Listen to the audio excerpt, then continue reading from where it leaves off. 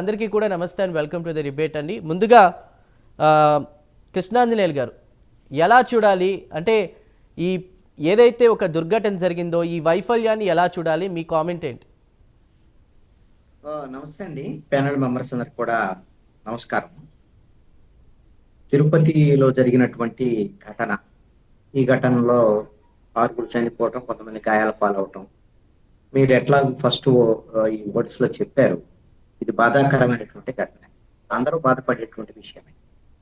అయితే మరి ఈ ఘటన ఎందుకు జరిగింది, ఎలా జరిగింది, దీని తర్వాత ఆ పర్యవసానాలు ఏంటి, ప్రభుత్వం ఎలా స్పందించింది అనేటువంటి విషయాలు చాలా ముఖ్యమైనటువంటి అంశం. ప్రభుత్వము చాలా సీరియస్ గా తీసుకున్నది. వెంటనే ముఖ్యమంత్రి రెస్పాండ్ అయ్యారు, అదేవిధంగా హోంమంత్రి రెస్పాండ్ అయ్యారు, డిప్యూటీ సీఎం రెస్పాండ్ అయ్యారు, కొంతమంది మంత్రులు అందరూ ఇదే అంశం మీద అక్కడికి వెళ్ళటం, ఎవరైతే బాధితులు ఉన్నారో వాళ్ళందరికీ మంచి మెరుగైనటువంటి వైద్యం అందించేటువంటి విధంగా చూడటం, అదేవిధంగా చనిపోయినటువంటి కుటుంబాలకు సంబంధించినటువంటి విషయంలో కూడా వాళ్ళకి 25 లక్షల రూపాయల చొప్పున ఒక కుటుంబానికి పరిహారం అందించేటువంటి ప్రకటన ప్రభుత్వం వైపు నుంచి చేయడం. అంటే చనిపోయినటువంటి వాళ్ళని ఎలాగో తిరిగి తీసుకురాలేం, ఇలాంటి పరిస్థితుల్లో ఆ కుటుంబాలని ఆదుకునేటువంటి బాధ్యత కూడా ప్రభుత్వం మీద ఉంటుంది. ఆ బాధ్యత విషయంలో కూడా ప్రభుత్వం రెస్పాండ్ అయినటువంటి తీరు, ఇవన్నీ కూడా మనం ఖచ్చితంగా అప్రిషియేట్ చేయాల్సిందే. ప్రభుత్వం వైపు నుంచి రెస్పాండ్ అయినటువంటి తీరు, ఘటన జరిగిన తర్వాత మరి దాన్ని సరిదిద్దుకునేటువంటి ప్రయత్నం అయింది. అయితే ఈ ఘటన ఎందుకు జరిగింది, ఎలా జరిగింది, దీనికి బాధ్యులు ఎవరు, ఇది చాలా కీలకమైనటువంటి అంశం. ప్రభుత్వం ఏం చెప్తోంది, ముఖ్యమంత్రి ఏం చెప్తున్నారు, దీంట్లో కొంతమంది నిర్లక్ష్యం ఉంది, అందుకని వాళ్ళని కొంతమందిని సస్పెండ్ చేశాము, కొంతమందిని బదిలీ చేశాము, వాళ్ళ మేము చర్యలు తీసుకుంటున్నాము అనేటువంటి విషయాన్ని చెప్పారు. అంటే పోలీసు శాఖ వైపు నుంచి నిర్లక్ష్యం ఉంది. ఆ నిర్లక్ష్యం అనేటువంటిది ఎలాంటిది అంటే ఇది నేరపూరితమైనటువంటి నిర్లక్ష్యం.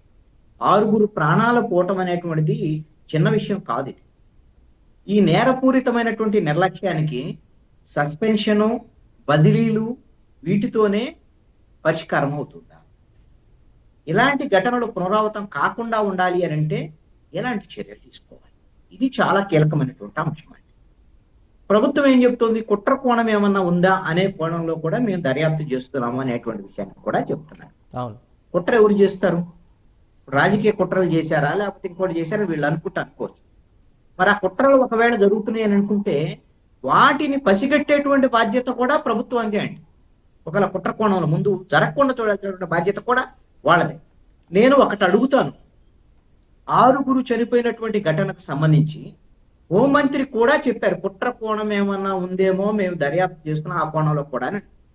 నా సూచన ఏమిటంటే నిజంగా కుట్ర కోణం గిన ఉంది అని ప్రభుత్వం ఆలోచన చేస్తుందో ఆ విధంగా దర్యాప్తు చేస్తున్నామని అంటున్నారు కదా.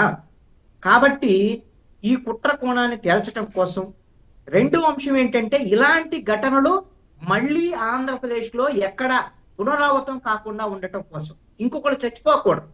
అది గుడిలో కావచ్చు, బడిలో కావచ్చు, ఇంకొక చోట ఇంకా ఇలాగ కొంతమంది కొన్ని లక్షల మంది కూడేటువంటి ప్రదేశాల్లో ఈ విధంగా స్టాంపేడ్ జరగకుండా ఏం జాగ్రత్తలు తీసుకోవాలి అనేటువంటి అంశాల మీద, ఈ 2 అంశాల మీద కుట్ర ఏమైనా ఉందా, ఈ విధమైనటువంటి ఘటనలో పునరావృతం కాకుండా ఏమైనా చర్యలు ఎలా ఉండాలి అనేటువంటి దాని మీద హైకోర్టు సిట్టింగ్ జడ్జితో ఈ రాష్ట్ర ప్రభుత్వం ఒక విచారణకు ఆదేశించాలి అనేటువంటిది నా సూచన.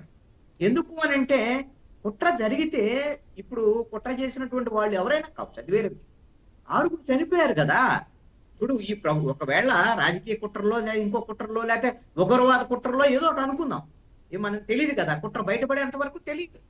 మరి ఆ కుట్ర ఇలాంటిది ఇంకొక చోట కుట్ర చేస్తే, ఇంకొక ఘటన జరిగి ఇంకో మనం లాస్ అయితే రైట్, ఇది చాలా కీలకమైన. రెండో అంశం ఏంటంటే ఇది కేవలము ఒక డిఎస్పీనో లేదా ఒక పోలీస్ అధికారో లేదా ఒక 2 పోలీస్ అధికారులు వాళ్ళ నిర్లక్ష్యం వల్ల జరిగింది అని అనుకోవాల్సినటువంటి పని లేదు. ఇది తప్పు కూడా, ఆ ధోరణి కూడా నేను తప్పను.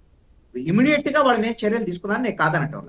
నేను ఒకటి అడుగుతున్నాను, ఈ విధంగా కొన్ని లక్షల మంది కూడేటువంటి ప్రదేశాల్లో ఈ విధంగా తొక్కిసలాటలు జరగకుండా ఉండాలి అనేటువంటి దాని మీద డిజాస్టర్ మేనేజ్మెంట్ కి సంబంధించి ఒక SOP ఉంది, స్టాండర్డ్ ఆపరేటివ్ ప్రొసీజర్ ఉంది.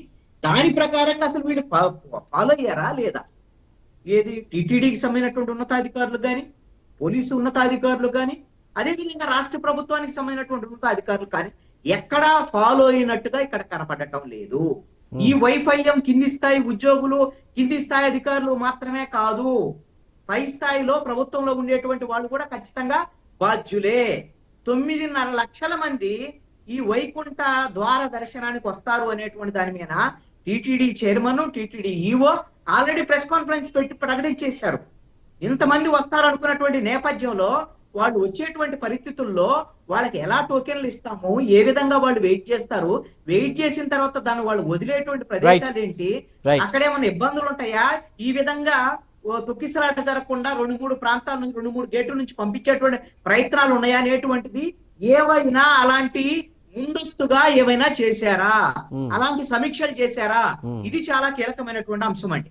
ఎందుకు ప్రభుత్వం బాధ్యత వహించాలి, ఎందుకు పోలీస్ శాఖ బాధ్యత వహించాలంటే ఇన్ని లక్షల మంది వచ్చేటువంటి ఈ పరిస్థితుల్లో మీరు ఒకటి మొన్నే చూడండి, మొన్న జరిగినటువంటి గేమ్ చేంజర్ సినిమాకి ఒక మంత్రి వెళ్ళాడు, ముందు ప్రోగ్రామ్స్ అయినటువంటి ఏర్పాట్లు చూడటానికి ఒక మంత్రి వెళ్ళాడు, పోలీస్ శాఖ ఉన్నతాధికారులు వెళ్ళారు, ఏ విధమైనటువంటి ఇబ్బంది లేకుండా చూశారు. మంచిదే, ఎందుకంటే మన సంజయ్ థియేటర్ ఘటన జరిగింది కాబట్టి.